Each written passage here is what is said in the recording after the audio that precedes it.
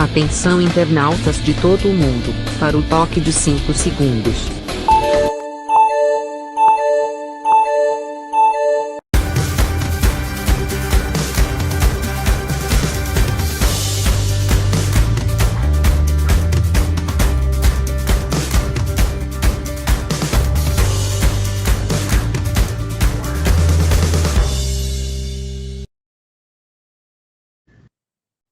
Muito bem, começando mais um programa, Sérgio, aqui pela Via Morena. Eu estou na linha já aí no vídeo com o senador Nelson Trade, falar com ele daqui a pouquinho sobre o clima de Brasília. E tá bom porque ele está lá em Brasília, que a maioria dos senadores hoje estão em casa. Né? Ele preventivamente médico lá, está lá em Brasília, eu vou falar com ele sobre sobre essa Copa América, sobre vários assuntos. Se você quiser fazer uma pergunta para o senador, é só mandar aqui pelo. Mas eu quero, antes de falar com o senador, eu quero mostrar aqui o Jornal Correio do Estado de hoje. A manchete está aqui. Grupo. Deu para ler, senador? Deu. Então, se eu conseguir, os outros também conseguiram. Grupo tenta barrar a taxação da energia solar. Eu acho, o tanto que se incentivou a energia solar, o próprio governo, né, e o Nelsinho é testemunha disso, vários conjuntos habitacionais foram feitos em Campo Grande, Mato Grosso do Sul, no tempo que ele era prefeito, com o dispositivo da energia solar, as células da energia solar, incentivando o pessoal, vamos economizar energia com a energia solar. Agora vem o pessoal tentando taxar, e veja aqui, em até 100% a energia solar, um absurdo, quer dizer, o pessoal gasta dinheiro, esse hospital aqui de Campo Grande, dos servidores públicos, conseguiu instalar uma estação aí em terrenos enorme, né? Gastou uma verdadeira fortuna, quer dizer, tudo que gastou vai ter que pagar de taxação, de imposto para o governo estadual, para o governo federal, é um verdadeiro absurdo, né? As coisas no Brasil caminham sempre assim. E é assim que nós vamos começar o nosso bate-papo de hoje com o senador Nelson Trade. Esperar que o pessoal aí do Facebook compareça, né? Alô, pessoal do Facebook, compareça aí para prestigiar o senador, prestigiar o nosso programa. Senador, satisfação tê-lo. Muito bom dia. Muito bom dia, Sérgio. É um prazer falar aqui na viamorena.com, dizer da nossa satisfação em poder estar aqui em Brasília, prestando contas do nosso trabalho e dos temas polêmicos que habitualmente circundam pelas pautas aqui do Congresso Nacional. Senador, vamos começar aqui com uma das pautas do Congresso Nacional, que é a apreciação, votação da medida provisória da privatização da Eletrobras. O senhor falou alguma coisa no Jornal Nacional, gostaria que agora o senhor tem mais tempo para explicar a sua posição e a posição, o que o senhor acha, né, da posição dos congressistas, principalmente do Senado, sobre essa privatização. Bom, na qualidade de líder do PSD, eu respondo por 11 senadores. E quando tem um tema polêmico como esse, Sérgio, a gente sempre discute ele previamente, até para eu poder não emitir um juízo e depois ser afrontado, contraditado pelos pares que lideram. Qual é o filme hoje aqui dentro do PSD? E esse é um retrato muito forte aqui do Senado. O projeto, do jeito que veio da Câmara dos Deputados, ele não vai passar. Você pode ter certeza absoluta. Ele precisa ser reorganizado, precisa atingir o escopo inicial com o qual ele foi explicado para nós por parte do próprio governo. que nos disse no início dessa discussão, e eu estava presente lá no Palácio do Planalto, que a intenção era capitalizar a Eletrobras e jamais privatizar, que o presidente era contra a privatização do setor da energia, até por uma questão de soberania nacional. E eu me lembro dos senadores que estavam presentes dentro dessa reunião. A gente recebeu com bom grado essa intenção do governo de querer capitalizar o sistema da Eletrobras, no sentido de vislumbrar no horizonte, eu me lembro desta frase, uma perspectiva muito concreta de barateamento do custo da energia elétrica. Quando se falou isso, de pronto a gente se posicionou favorável, porque o custo da energia é algo que pesa não só no bolso do trabalhador, da sociedade como um todo, mas também do setor industrial, que precisa alavancar o seu desenvolvimento para poder gerar a economia no sentido positivo, com emprego e renda para a população. Eu sei que esse projeto começou a tramitar lá na Câmara dos Deputados, teve uma votação rápida, o que não é normal, porque habitualmente lá na Câmara dos Deputados o debate é mais acalorado, mais intenso, e veio para cá com... Ontem eu estava falando com o senador do PSD, ele falou, Nelson, não tem nem jabuti em cima de árvore, tem, como é que ele falou? Rinoceronte em cima de árvore, coisa que é muito difícil mesmo de acontecer.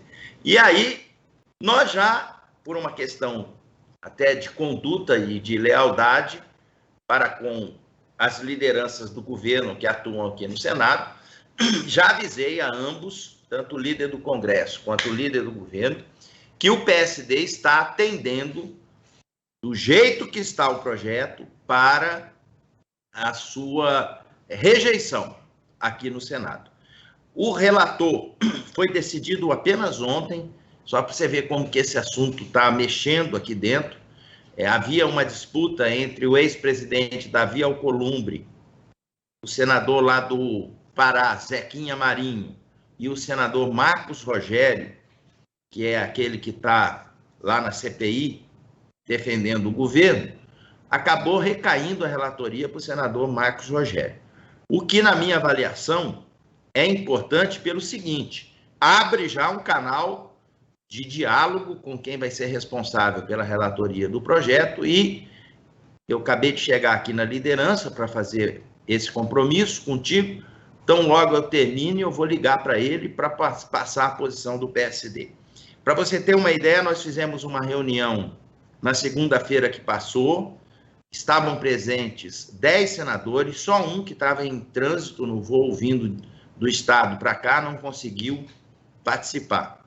E foi tirado o seguinte, há que se fazer uma reunião com um consultor especializado da área para poder dirimir dúvidas e afirmar, carimbar o juízo da bancada do contraditório daquilo que está apresentado e que veio da Câmara dos Deputados. Divergir aqui dentro é normal, é comum, é natural. O que não pode é tentar passar a goela abaixo uma situação como essa, que na minha avaliação é sensível. A questão energética passa pela soberania nacional e a gente não pode deixar de observar essa vertente tão importante num projeto dessa natureza. E pode ter certeza que nós vamos debater de novo esse assunto na segunda-feira. Havia a intenção de querer votar isso até o dia 9. Isso também eu passei para o presidente do Senado, o senador Pacheco, lá de Minas, que eu via com muita dificuldade de querer atropelar a tramitação desse projeto, porque ele precisa ser debatido, precisa ser esclarecido, porque da forma como está, pelas análises e pelas consultorias que a gente recebeu, ao invés de baratear o custo da energia para a sociedade, ele poderá vir a ter até uma perspectiva de aumento em 20% da conta. E isso nós não vamos aceitar, você pode ter certeza. Senador, agora tem um prazo, né, para aprovação Sim, dessa proposição. Esse prazo, é verdade. O prazo é... prazo não votando, aí termina arquivando, como é que fica? Eu vou lhe explicar, Sérgio. O instrumento que o governo achou para agir em cima dessa temática foi uma medida provisória. Essa medida provisória ela tem prazo de validade. Até o dia 22 de junho é o prazo que se tem para poder apreciar aqui. Se porventura não for apreciado até essa data, ela cai e o governo vai ter um instrumento de projeto de lei para regulamentar essa situação. O que é defendido aqui dentro. Por ser um assunto estratégico, um assunto sensível, muitos senadores aqui defendem que esse projeto deveria ter vindo para cá através de um projeto de lei. Não veio, isso não quer dizer que a gente não vai apreciar, não vai estudar, não vai debater, nós vamos sim fazer isso, e se houver aqui a intenção de pôr para votar até o dia 22, para não caducar a medida provisória, a gente com certeza vai apreciar e vai debater. E aí o plenário é soberano. A gente vai ver, através do voto, quem é a favor ou contra esse encaminhamento que está por aí. Senador, falando agora um pouco sobre o clima geral em Brasília hoje, como é que está hoje o clima em Brasília? Essa CPI realmente está protagonizando todas as pautas do Congresso Nacional. Como é que está Brasília hoje? Olha, Sérgio, eu digo a você que o clima aqui está totalmente voltado para essa questão da pandemia e dos seus desdobramentos. A gente tem uma CPI que acaba por despender muita energia, muito debate, muita discussão, e isso acaba envolvendo a pauta por esse assunto, que na nossa avaliação deveria ser colocada uma energia dessa natureza para a gente poder trazer mais vacina para o braço da população brasileira. Não se tem outro caminho para poder enfrentar esse maldito inimigo oculto que é o coronavírus, que não seja a vacinação em massa. Então, isso foi colocado, infelizmente, para um plano inferior, para um segundo plano, e estão as atenções voltadas todas em relação a depoimentos de CPI, em situações que, na minha avaliação, acabam por não ter resultado, porque tudo aquilo que for evidenciado na CPI terá que ser remetido aos órgãos de controle fiscalizatórios do governo federal, o que, na nossa visão, já está sendo apurado por esses respectivos órgãos. Controladoria Geral da União, Tribunal de Contas da União, Procuradoria da República, Polícia Federal e etc. Então, na minha avaliação, isso aqui acaba sendo colocado na linha de frente de forma equivocada. Nós, na qualidade de líder, indicamos os 2 membros da CPI sob o ponto de vista técnico.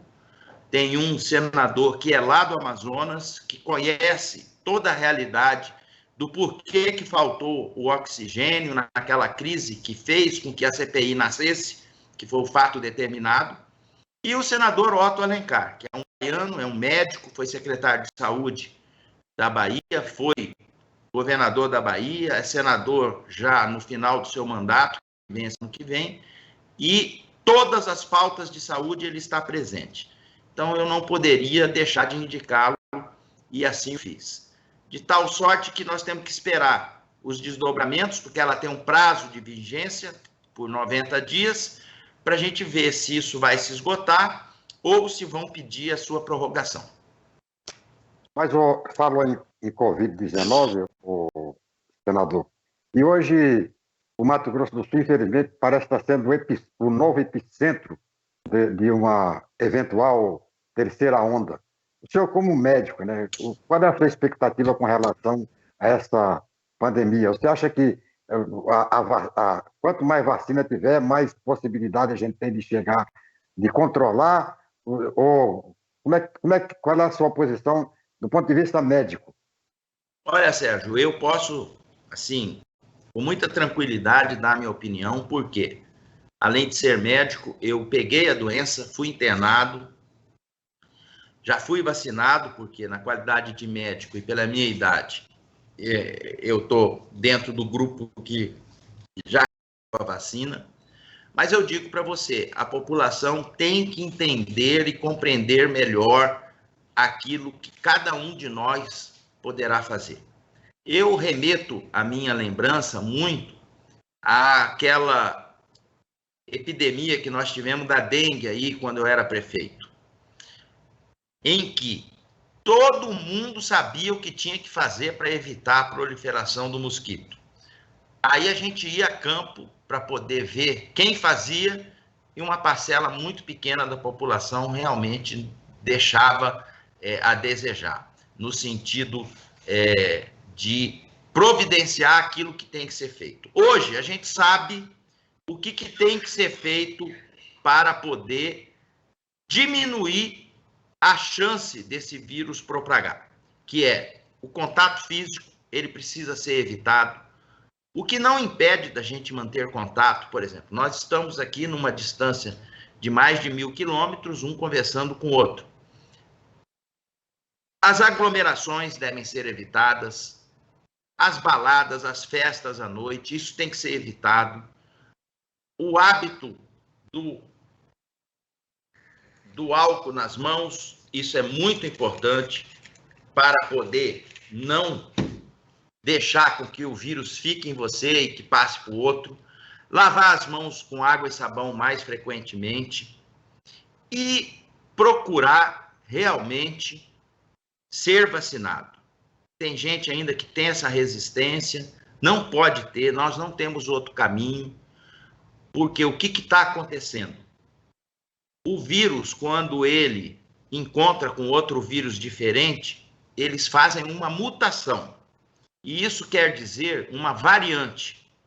A variante, ela habitualmente é mais resistente e mais contagiosa.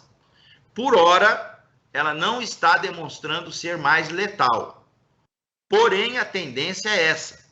Então, nós temos que pôr a mão na consciência, olhar no espelho e perguntar: será que eu estou fazendo a minha parte no sentido de evitar com que isso possa ficar mais incontrolável do que está? Porque pouco se sabe sobre essa doença, Sérgio. A gente é surpreendido, cada um de nós, com amigos, com parentes, com conhecidos que pegaram a doença e se foram. E a gente não pode aceitar isso como um simples acontecimento banal.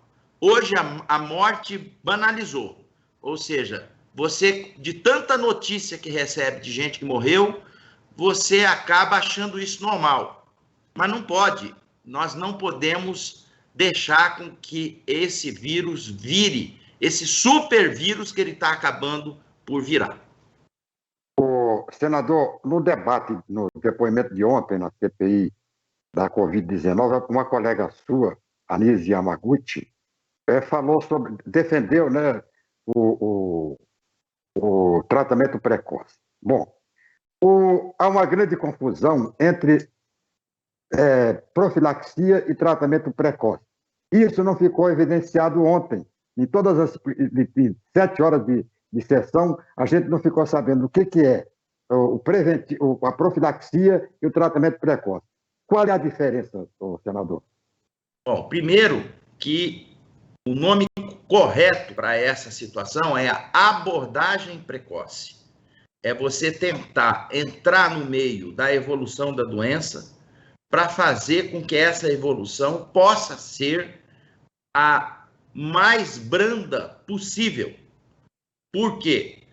O vírus não se tem ainda comprovadamente um remédio que você possa chegar para o paciente a partir do momento em que ele tem o diagnóstico confirmado entregue a medicação para ele tomar de hora em hora ou dia a dia, num período de tempo, para que esse vírus possa ser eliminado do corpo humano.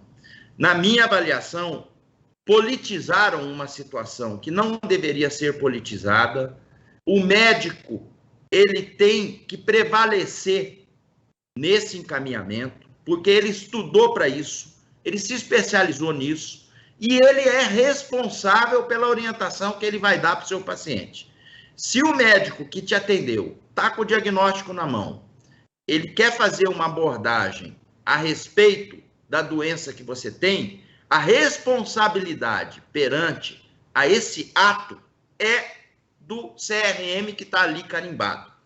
Então, desvirtuaram isso, começou um falar uma coisa, outro falar outra, a comunicação das redes sociais acabaram por prescrever muitos medicamentos que não deveria ser prescrito, e isso acabou confundindo as pessoas. E o que acontece, Sérgio? A evolução natural dessa doença, de cada 100 casos, 80 vai ficar bom, 20 agrava. Então, o que acontece? O sujeito pega e fala, ó, aqui, ó, isso aqui é bom para Covid, toma que você vai ficar bom. Aí o cara toma. Aí ele tá naquela estatística maior de 80% de ficar bom. Ele fica bom. Ele acha que não é daquilo que já foi cientificamente comprovado que ele iria ficar bom devido ao seu sistema imunológico, mas sim desse gole de remédio que ele tomou. Então, isso foi desvirtuado de uma tal sorte que acabou por confundir muito as pessoas. O fato concreto de toda essa história é o seguinte: a responsabilidade de manejo do paciente é do médico. E ponto final. Ele estudou 6 anos, com mais 4 de residência, 10 anos, para poder passar uma receita. Então, o que acontece? Quando você tem uma infecção viral, vamos falar uma que a gente conhece há mais tempo. Por exemplo, o herpes. Tanto o simples quanto o herpes zoster. Quando o sujeito chega até você com herpes, você tem caminhos alternativos para poder fazer essa evolução ser menos dolorosa, ter menos ferida, para que possa evoluir de uma forma mais rápida. O manejo do vírus é esse, não tem um manejo diferente, a não ser aquele que você, em volta dessa infecção, você pode torná-la mais branda possível. Não se tem ainda, comprovadamente, um remédio eficiente e eficaz para poder derrotar esse vírus de forma pronta, como se tem em determinadas bactérias. Uma amidalite, você passa um antibiótico de escolha, curou o paciente. Uma uretrite, você passa um antibiótico de escolha, curou o paciente. A infecção viral ainda não tem. E por isso que está tendo essa celeuma toda de achar que o que o médico faz no início está errado, porque ele está passando um remédio que não vai fazer efeito, e que isso não vai levar o paciente a nada. Eu digo a você, não tem cura de pronto, mas tem manejo precoce, abordagem precoce, para você minimizar os efeitos dessa pandemia. Pois é, mas você falou aí da questão de, a partir do momento em que for diagnosticado. Então, esse seria um tratamento precoce, né? Seria a abordagem precoce. A partir da constatação do diagnóstico. Eu falo antes, né? Porque tem médico aqui em Campo Grande, tem muitos médicos aqui em Campo Grande que estão receitando o tratamento precoce como profilático. Então, esse é que é o drama. Equivocados estão, porque nenhum estudo científico, e olha que eu sou componente de grupo de médicos, eu me formei no Rio de Janeiro, e pessoas que trabalham na Fundação Oswaldo Cruz. Ou seja, eu teria o maior prazer de poder vir aqui no seu programa, que tem uma audiência estupenda, para poder falar, tomem isso, que isso vai ser bom para você se livrar desse maldito vírus ou deixar de pegar. Não tem nada que possa fazer isso acontecer. O que se pode fazer e o que a gente tem visto que se faz é uma abordagem precoce para evitar que essa doença possa se agravar da forma como nós estamos observando que em determinados casos agrava, inclusive leva o paciente ao óbito. Pois é, eu estou insistindo nesse aspecto exatamente para poder esclarecer a população, né, com relação à profilaxia e à abordagem precoce, né, que você acaba de expor. Mas, senador, vamos continuando em Brasília, vamos falar um pouco sobre o orçamento, né? Esse orçamento que o pessoal está chamando, já encontraram até um orçamento paralelo, né? O tal de tratoraço e tal. O senhor foi prefeito de Campo Grande em 2 mandatos, foi uma excelente administração. Em ontem passei por uma obra sua, a Avenida Lúdio Coelho, né? Uma ligação que eu faço aqui, rapidinho para a Copa Vila 2, né? Eu estou aqui na Vila Almeida para Copa Vila 2, é excelente, uma avenida muito bonita, muito bem arborizada, passa num parques temáticos e tal. Agora, uma sessão reminiscência, senador. No seu tempo, se construíam grandes obras nas cidades, Campo Grande, por exemplo, grandes obras em Campo Grande. A partir de sua gestão, aí o município passou a encontrar enorme dificuldade para continuar esse programa de grandes obras. O que aconteceu, senador?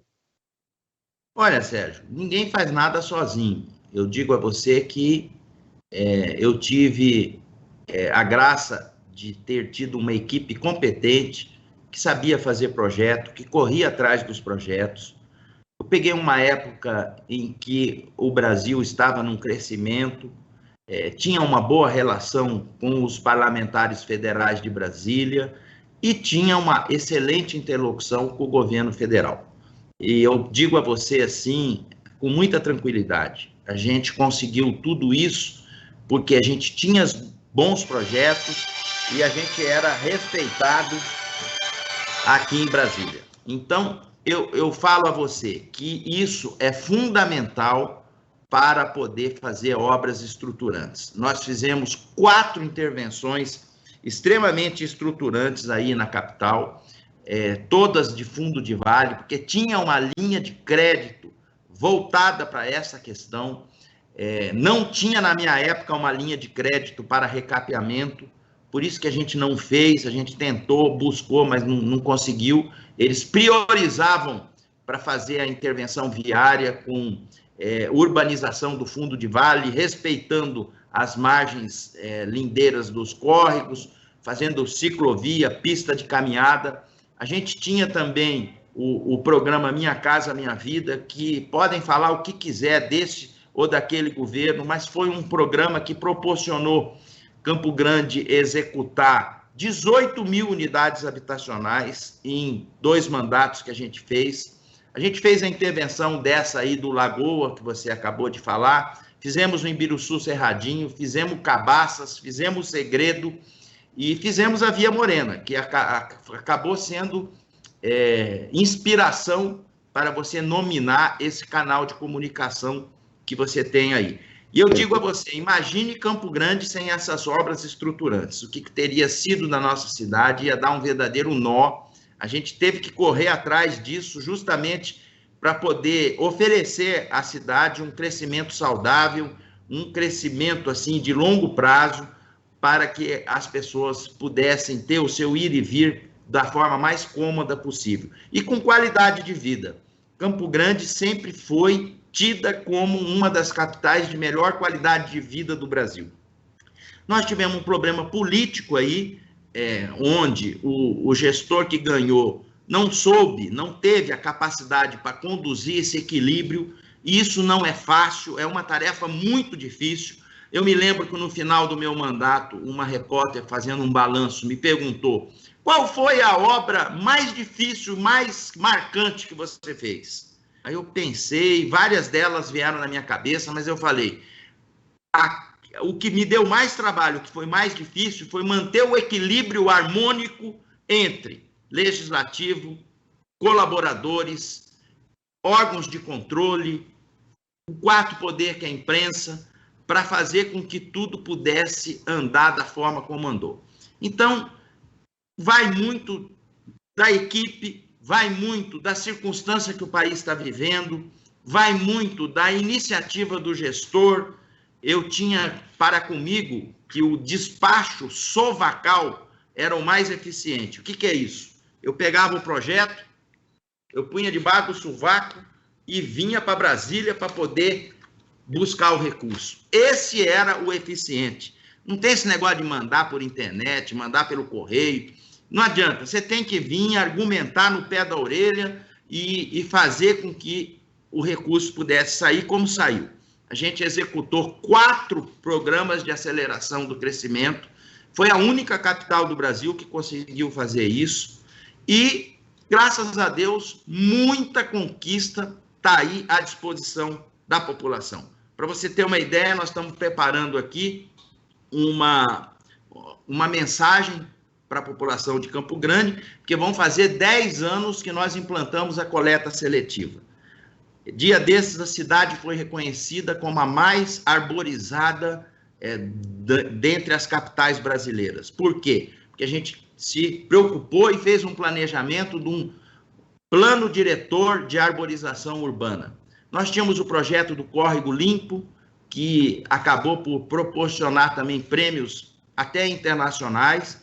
Terminamos com a maior vergonha da história de Campo Grande, que era o lixão, onde até uma criança de 11 anos afundou lá dentro e morreu soterrada no meio do lixo.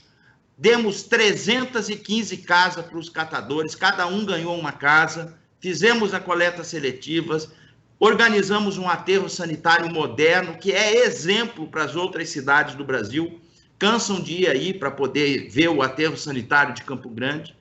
E é isso, a gente cumpriu com a nossa missão com muita sorte, com muita providência divina e com uma colaboração muito efetiva de toda a nossa equipe. Mas, ô prefeito, ô senador, o Brasília hoje e Brasília no seu tempo de prefeito, tem alguma diferença? Olha, eu não posso ser injusto, Sérgio, porque o governo do presidente Bolsonaro, a partir do momento que a gente faz interlocuções lá, eles têm atendido a gente, têm atendido com a liberação de recursos e faz com que realmente as coisas possam andar. Na nossa época, eu peguei 2 presidentes, o presidente Lula e a presidente Dilma. Na época do presidente Lula, a cidade teve uma alavanca, um salto muito grande, que está aí à prova para quem quiser ver. Então, são obras marcantes, incontestáveis. Nós conseguimos realizar em 8 anos de governo 1.044 obras, dá uma obra nova a cada 2 dias úteis, que é um marco que dificilmente vai ser batido. Além disso, a gente sucedeu já várias gestões que vinham dando certo. Campo Grande sempre teve essa marca de ter tido bons prefeitos. Então, eu peguei a sucessão do André Putinelli, que deixou dinheiro em caixa, deixou a prefeitura arrumada, deixou o projeto pronto, e a gente deu sequência a tudo isso, sem olhar para trás e querer deixar de fazer aquilo que foi idealizado pelo André, ou pelo Juvencio, ou pelo Lúdio, e por aí vai. E conseguimos entregar a cidade que até hoje respira um pouco desses ares de futuro que nós deixamos implantado. Senador, agora com relação à tribo aqui, a Mato Grosso do Sul, com relação ao PSD, acabou com a eleição de prefeito, é claro, já começa a articulação para a eleição de governador. Não é uma coisa tão oportuna se falar em sucessão, até porque a gente está numa sucessão de crises, né, sobretudo sanitária, que termina protagonizando todo esse espetáculo aí da democracia. Mas é claro, a gente tem que falar sobre o Mato Grosso do Sul, sobre os estados e principalmente sobre a sucessão governamental. Está próxima e a família Trade, ela é decisiva nesse processo eleitoral. Como é que está o PSD no Mato Grosso do Sul com relação à sucessão do Azambuja?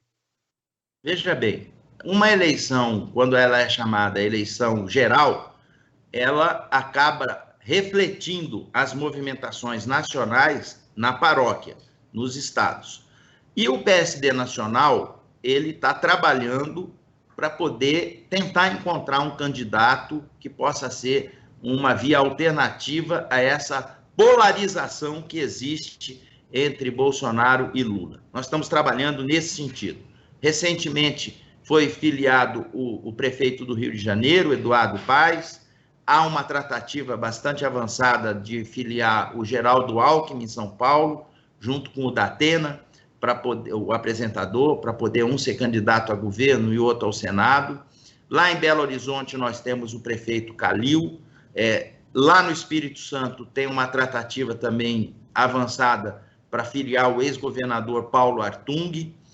No Rio Grande do Sul foi feita convite para a ex-senadora, ex-candidata a vice, Ana Amélia.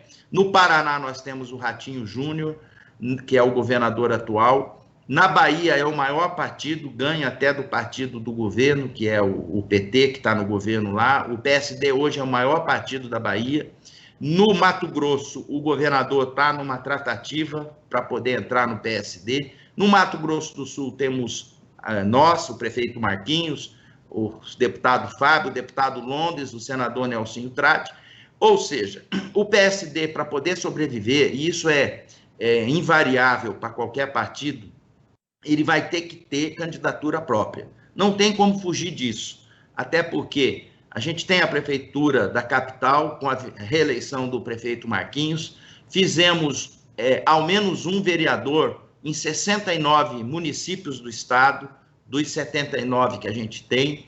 Ou seja, é um partido que está pungente, vibrante, pulsátil, e não vai deixar de se expor no sentido de colocar uma alternativa na sucessão do governador Reinaldo. A gente ganhou nesse campo ideológico, nós temos a obrigação, até porque a sucessão é do governador Reinaldo, de fazer uma tratativa com ele, no sentido de verificar qual é o seu pensamento, qual é o seu caminho a ser percorrido, mas o PSD, isso eu posso te assegurar, vai ter candidato a governador. Nós ainda não escolhemos quem que vai ser, mas que nós vamos ter, até para poder justificar a confiança que o partido a nível nacional depositou na nossa pessoa para liderar o partido aí no Mato Grosso do Sul, até para poder justificar uma bancada federal que, você sabe, com essa nova legislação, não pode mais coligar, tem que ter chapa pura, até para poder justificar uma bancada estadual, onde também não vai poder coligar, tem que ter uma chapa pura, de tal sorte que, se a gente não fizer isso, corre o risco de sucumbir o partido nas proporcionais. E isso nós não vamos deixar acontecer. A gente teve essa visão na eleição da capital, fizemos o dobro do número de vereadores do segundo colocado, ou seja, o PSD foi o partido que mais vereador fez, e o mais votado foi do PSD, e mais votado do que esse, que nominalmente recebeu os votos, que foi o Tiago Vargas, foi o PSD como legenda. O PSD como legenda teve mais voto que o próprio vereador que chegou em primeiro. Então é um partido simpático à população e nós temos que realmente fazer jus a esse caminho que nós estamos percorrendo. Muito obrigado, senador, por sua entrevista, por suas informações. E é sempre bom a gente ter um contato de Brasília. Na próxima oportunidade, a gente volta a conversar sobre essa conjuntura nacional e sobre essas expectativas regionais. Um abraço. Eu que agradeço, Sérgio. Fico muito feliz de ver você bem. Você sabe do carinho que a gente tem pela sua família. Eu fui médico do seu pai e eu realmente fico muito satisfeito de ver você com saúde, aí fazendo aquilo que você tão bem sabe fazer, que é comunicar, que é fazer a contradita, a sua opinião, que realmente nos engrandece muito.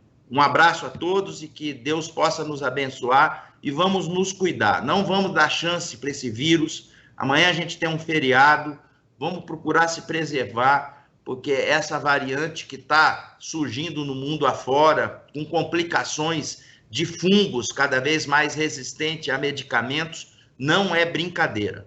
Vamos nos cuidar e, com muita fé no coração, vencer todas essas dificuldades. Valeu, Sérgio. Um abraço para você e todos os seus internautas, telespectadores e ouvintes. Um abraço forte e até a próxima oportunidade, senador. Vamos fazer agora um pequeno intervalo. Eu quero, no próximo bloco, eu quero falar aqui sobre um novo refis que a Prefeitura Municipal de Campo Grande está programando, né, para este ano. Daqui a pouquinho, depois do tempo para toda a região centro-oeste, para esta quarta-feira. O tempo vem na ponta da flecha do índio.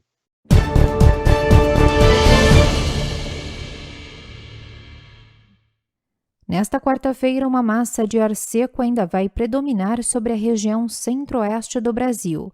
Por isso, o sol predomina desde cedo em todas as áreas que continuam sem previsão para chuva e com grande amplitude térmica. Atenção para baixos índices de umidade relativa do ar em toda a região, com destaque para Cuiabá, onde os índices podem ficar iguais ou inferiores a 12%. A mínima prevista em Campo Grande é de 17, máxima de 31 graus, e em Brasília, a mínima de 15, máxima de 29 graus. Poxa, desculpa, eu tô cansado. Desculpa, eu bebi. Ai, meu Deus. Desculpa, eu tava numa ligação. Ai, meu Deus. Depois que acontece, não tem desculpa.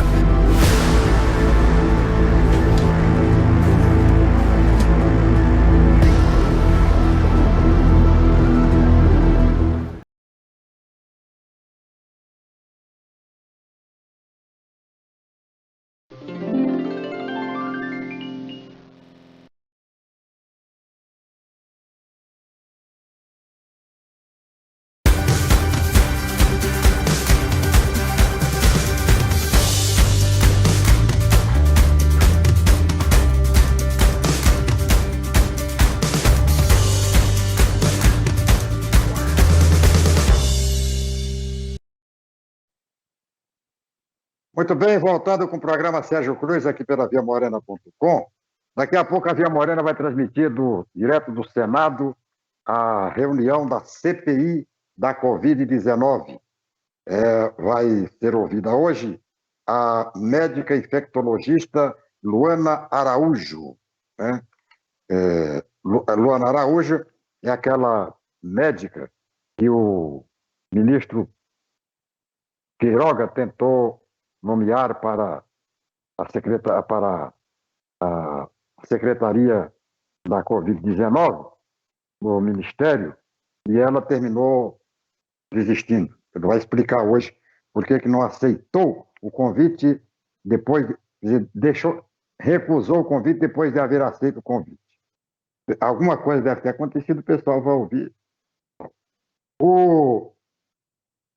Essa história da Copa, pessoal, ontem eu falei alguma coisa sobre essa Copa América, que vai ser realizada aqui no Brasil. Há muita tensão, né, em cima disso aí, não deve ser realizado.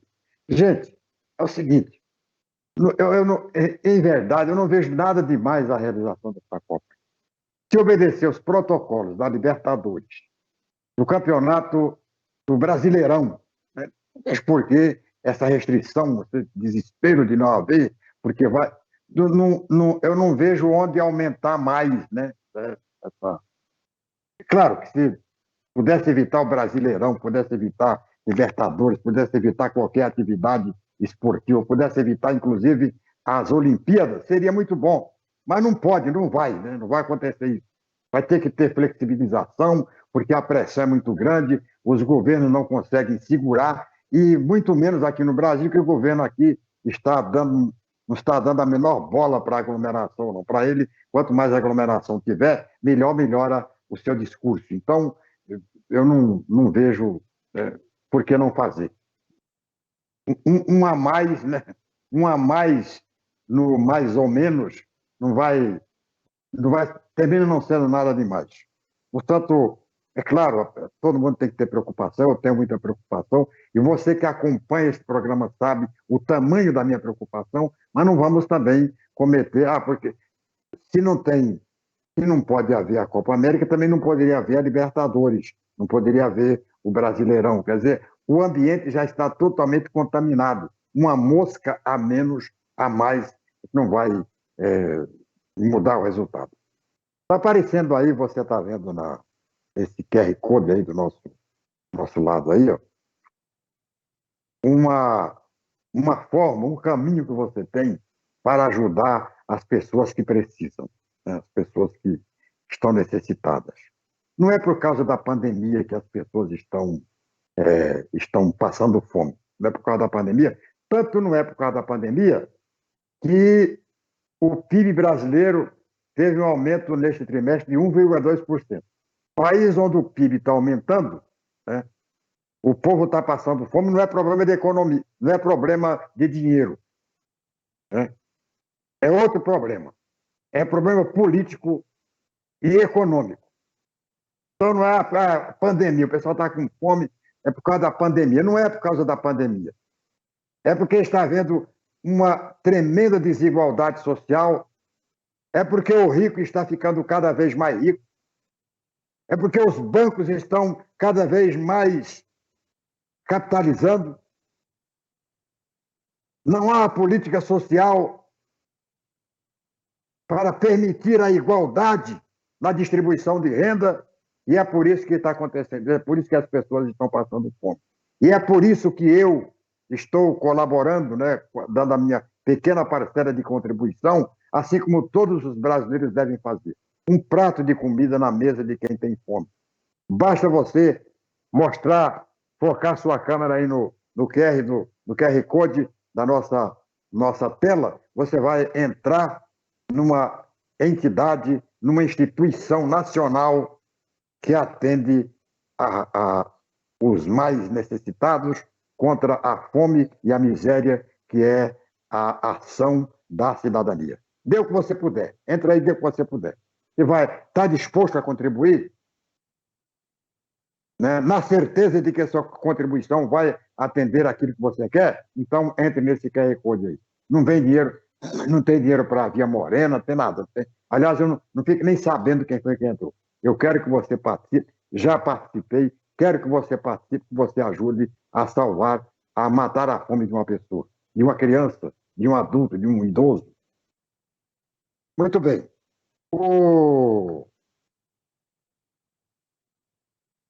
Vai ter um novo refis, né? A capital vai ter um refis, e esse vai ser um refis radical, com até 100% de isenção nos juros, né? Nos juros. Aquilo que você ia pagar de juro, você vai terminar pagando só o principal. Então vai ficar fácil para você regularizar. Aproveita a crise, né, para regularizar a sua situação junto à Prefeitura Municipal. Em alguns casos, muitos casos, você vai ter até redução de 100% do juro. Uma beleza, é o primeiro refis que alcança esse patamar de benefício para as pessoas interessadas. Então, está aí, aproveite esta oportunidade, porque é difícil surgir outras oportunidades. Mas eu falei aqui no início do programa, antes de conversar com o Nelsinho Trade, sobre esta taxação do sol. O governo quer taxar o sol, a luz do sol. Você não escapa nem da luz do sol, né? Imposto para tudo quanto é lado. O governo não tem coragem, né, de enfrentar os grupos contra a CPMF, né, que seria o imposto ideal, né? Estou defendendo o CPMF, mas o governo só tem uma saída, já falei isso aqui desde o começo. O governo só tem uma saída para resolver o problema da economia. Só tem uma, que é a CPMF. E o Paulo Guedes sabe disso. O governo não tem capacidade de aglutinar forças parlamentares e políticas para aprovar um imposto onde não há sonegação. Um imposto que já salvou o Brasil de uma hecatombe financeira, de uma hecatombe fiscal, que foi a CPMF. Tudo que o Brasil tem hoje de crescimento Tudo que o Brasil tem hoje de crescimento, ele deve à CPMF. A CPMF foi criada pelos tucanos do Fernando Henrique Cardoso para beneficiar o governo dos tucanos, e quando o outro governo, o governo do Lula, começou a aproveitar bem a CPMF para crescer, aí veio o fim da CPMF. E o fim da CPMF decretado pelos seus criadores. O próprio PSDB foi o partido que acabou com a CPMF. Eu não defendo novos impostos. Agora eu defendo um imposto, né, que dê resultado. A CPMF deu. Através da CPMF, o Lula conseguiu pagar o Banco Mundial, acabar com a dívida pública externa. O Brasil, como país, hoje não dá para ninguém. Foi por causa da CPMF, que criou superávit primário suficiente para pagar as suas dívidas internacionais e ainda emprestar dinheiro. Emprestou dinheiro para Cuba, que o pessoal condena, emprestou dinheiro para Venezuela, para o Uruguai, para os países africanos. Que é a grande briga, né, para Cuba, a grande briga hoje do pessoal é em cima disso aí. O governo do Lula, o país passando necessidade, ele emprestando dinheiro para fora. Olha, teve abrir a caixa preta do BNDES. O que foi que encontraram lá? Que todo o dinheiro que o Lula emprestou para fora está sendo pago de acordo com o contrato. Uma mínima inadimplência. Uma mínima inadimplência. O resto todo o dinheiro está voltando. Né? Os países que tomaram dinheiro emprestado, inclusive os países africanos, estão devolvendo o dinheiro, estão pagando. Quer dizer, o Banco Nacional de Desenvolvimento Econômico e Social emprestou com os juros, né, combinados, e está recebendo, né, todo o dinheiro. É por isso que o senhor Jair Messias Bolsonaro não teve coragem de mostrar o conteúdo da caixa preta do BNDES. Por isso e por uma série de outras coisas, porque muitos amigos deles estavam encalacrados dos compromissos com o Banco BNDES e não estavam pagando. Agora, os países de fora, que parece que tem uma exceção, que houve uma inadimplência que o Brasil teve que superar, tal, o BNDES teve que cobrir e tal. Agora, o grosso desses financiamentos, inclusive os de Cuba, né, que é o mais combatido, está rigorosamente em dia. Os pagamentos que o BNDES emprestou, não vou aqui entrar no mérito se devia ou não ter emprestado dinheiro, na minha opinião, poderia ter deixado o dinheiro aqui, mas é um dinheiro que foi emprestado e não há nenhum tipo de malversação de recurso público. O dinheiro foi e o dinheiro está voltando. Cumprimentar a minha amiga Neiba Ota, muito obrigado, Neiba Ota, que ela sempre facilita o nosso contato com o senador Nelsinho Trado, lá em Brasília, conseguiu que a gente tivesse um tempo bom aqui para bater papo com o senador. Obrigado, meu amigo Cleiton, lá do Aero Rancho. Obrigado ao Alexandre Nicolau. Muito obrigado ao Fábio Lima. Muito obrigado a Edna Antonelli.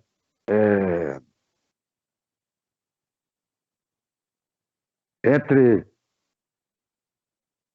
muitas pessoas, né, graças a Deus, que prestigia o nosso programa. Muito obrigado ao pessoal que está ligado aí no YouTube, muito obrigado especialmente ao pessoal do Facebook, que hoje deu uma demonstração de que realmente participa do programa. Está aí a presença do Nelsinho Trade, trouxe, né, um grande público para o programa. Muito obrigado e avisar o pessoal que amanhã, feriado de Corpus Christi, não vai ter o programa Sérgio Cruz e também não vai ter o programa Boca do Povo, do Bedi Paula, que é transmitido aqui pela viamorena.com. Mas na sexta-feira a Via Morena não vai emendar e a difusora também não vai emendar.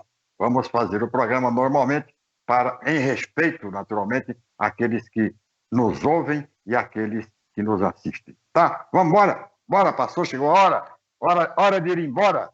Muito obrigado a você por sua atenção, por sua participação. é, um, é, um- espero que você não saia se não precisar. Não aglomera. Esse negócio de aglomerar, né, tá aí o senador acabou de falar. Ele é médico. Ele não aglomera, ele defende o distanciamento social. Ele é de um partido que apoia o presidente da República, apoia o Jair Bolsonaro. Mas ele é consciente, ele sabe exatamente o que tem que ser feito. Não aglomera. Se você precisar sair de casa, você põe a máscara e sai. Se você precisar conversar, você conversa com as pessoas, né? Pelo telefone. Usa esse e-mail aqui do Skype, de uma transmissão aí online, para conversar com as pessoas. Vamos contribuir, né, para que as autoridades sanitárias possam construir uma saída para definitivamente controlar esse vírus. A gente vai encerrar o programa, mas você vai continuar ligado para assistir a CPI, né, da Covid-19 no Senado. Muito obrigado ao pessoal do Facebook, pessoal do YouTube e principalmente o pessoal do canal viamorena.com. Tá bom? Vamos então colocar máscara, né? Porque para sair daqui tem que colocar máscara. Você vai sair daqui, vai ter contato com pessoas, então tem que sair de máscara. Eu já tomei as 2 doses, né? Mas eu estou prevenido que, como disse o senador, a gente nunca sabe o que pode acontecer no futuro de uma doença totalmente sem futuro. Muito obrigado e tchau, Pica-Pau!